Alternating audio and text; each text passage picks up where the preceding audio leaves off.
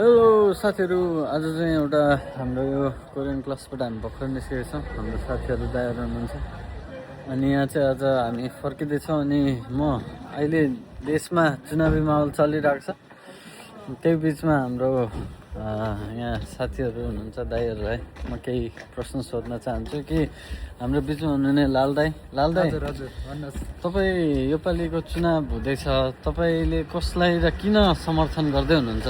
हल्का यसो डिटेल दिनु। मतलब जय घन्टी हो। घन्टी नै चाहिँ किन दाइ? यसपालि आशा चाहिँ घन्टीमै छ। अब बहुमत ल्याउन सक्ने आधारहरू केही देखिन्छन्। हजुर, त्यो भएको कारणले यसपालि घन्टीलाई फुल सपोर्ट गरेर सबैजनाले घन्टीलाई जिताउनु पर्छ।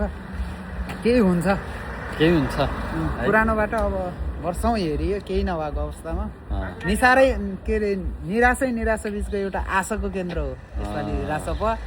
जय घन्टी है। अनि हाम्रो बिचमा अर्को साथी उहाँपट्टि पनि हुनुहुन्छ। घन्टीमय नै छ। अब यत्रो धेरै वर्ष जन्मेदेखि आजसम्म हामीले पुराना दल विकास भएन, ऊ भएन है।